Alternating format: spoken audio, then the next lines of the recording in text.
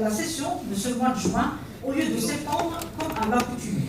Je salue aussi le courage de la PUI d'avoir pu se débarrasser de leur complexe en optant pour une idée venant de l'opposition. Monsieur Loueli, au lieu de parler de l'état catastrophique des établissements scolaires, je préfère parler de la mafia qui a pris en otage la direction de l'éducation depuis des années. Malheureusement, aucun responsable n'a réagi.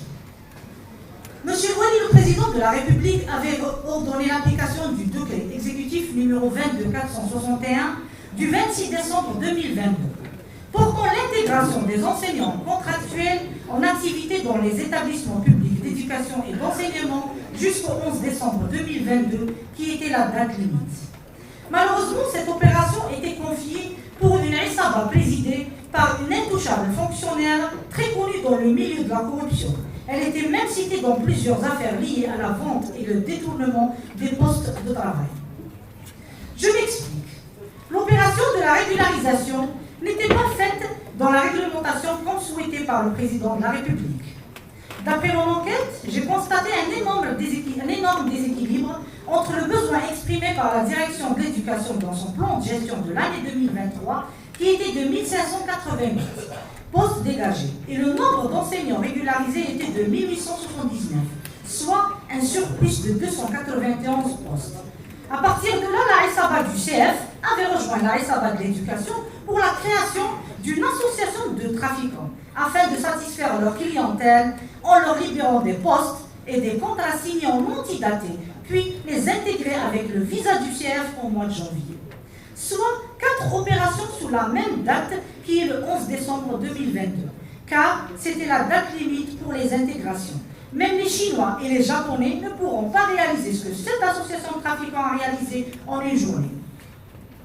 Par conséquent, il y avait des contractuels qui répondaient aux critères du décret exécutif de l'intégration. Malheureusement, ils ne se sont pas encore régularisés. Voilà le CF qui bloque des projets de la wilaya, qui rejette des situations des entreprises et de l'administration à cause d'une simple virgule.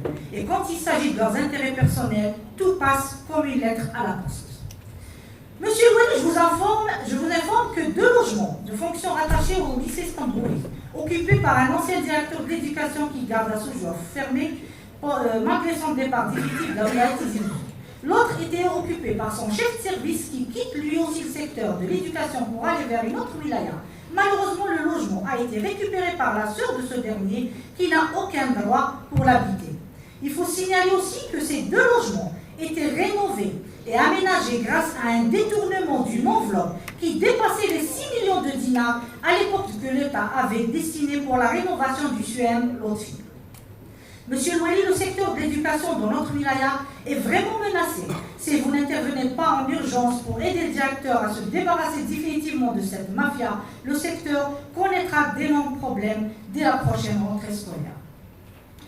Monsieur le Président de la République, des adolescents viennent d'être jugés pour avoir porté atteinte à l'intégrité des examens scolaires, alors que des députés ont porté atteinte à l'intégrité des élections législatives. Malheureusement, aucun d'eux n'est poursuivi pour ces chefs d'inculpation. Et pourtant, ce n'est pas les plaintes et les preuves qui manquent. Et parmi ces preuves, un député du RND avait coché lui seul plus de 600 voix et un autre député a mis 600 millions de centimes découverts dans l'armoire du président de l'ANI. Et la seule sanction infligée contre ces trafiquants, c'est le limogeage du président de l'ANI. Et le plus grave, c'est que ce député du RND ne peut pas vivre sans le trafic. Voilà, il récidive en trafiquant un dossier dont je dispose d'une copie. J'espère que la justice de la Nouvelle-Algérie ne va pas tarder à frapper fort en condamnant ces trafiquants. Le secteur de la santé. La santé dans notre wilaya a succombé suite à sa longue maladie causée par la politique du populisme. Aujourd'hui, c'est le moment de demander des comptes aux élus populistes qui ont fait croire à la population pendant la campagne électorale qu'ils ont arraché des hôpitaux à travers nos daïras, alors qu'en réalité, ils n'auront arraché que des dortoirs. Parce que la santé des citoyens ne les intéresse pas. Leurs objectifs, c'était les murs, les dalles et les finitions pour faire travailler leurs entreprises et les entreprises de leurs amis. Et d'après mes informations, que l'argent détourné depuis 2012 à ce jour par les élus et leurs complices de l'administration, c'est l'équivalent de plus de 2 grands CHU à Tizi Ouzou.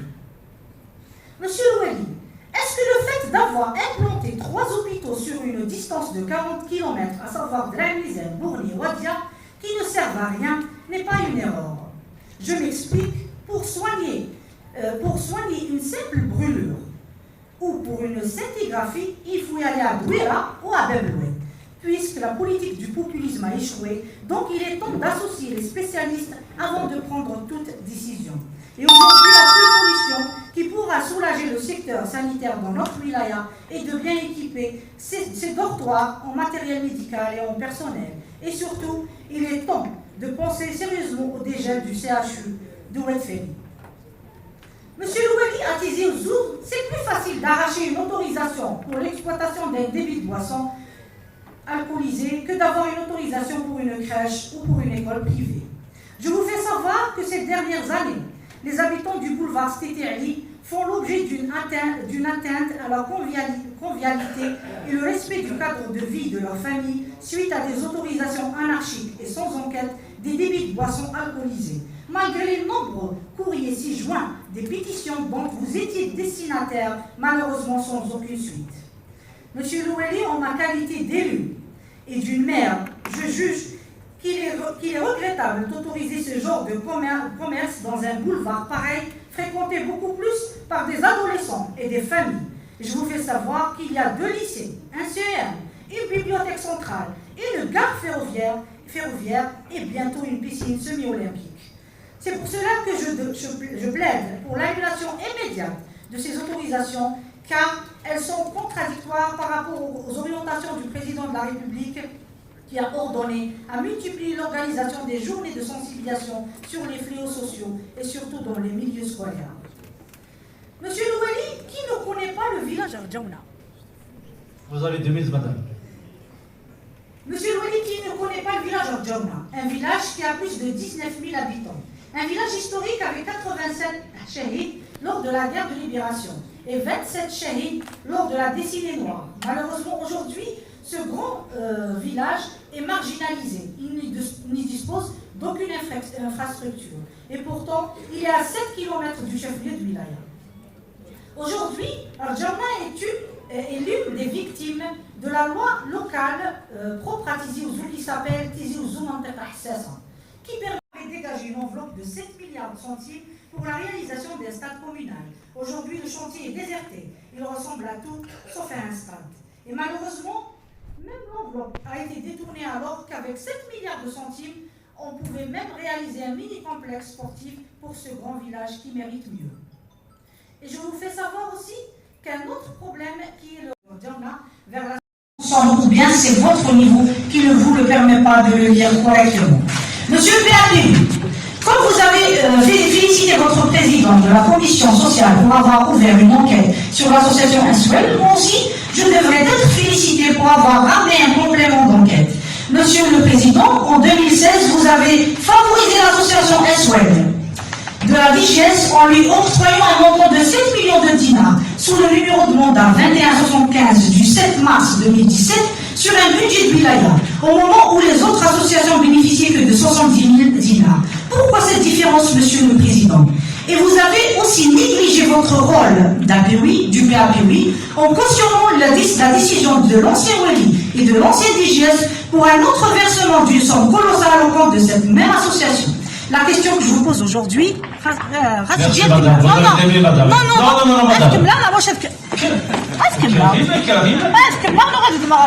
La parole à monsieur Trachy. Monsieur le Wali...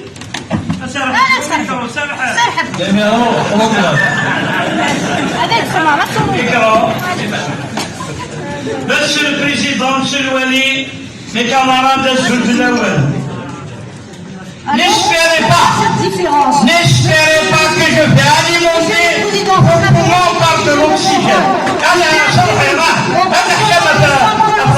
Du compte de cette même association, la question que je vous pose aujourd'hui, quels sont les intérêts de votre alliance avec l'ancien DGS et l'ancien Wali? Monsieur le Wali, tous les pays du monde, y compris l'Algérie, ont compris que associatifs dans les différentes assemblées. Malheureusement, la théorie de Tizi Ouzou ont créé des associations pour détourner l'argent de l'État.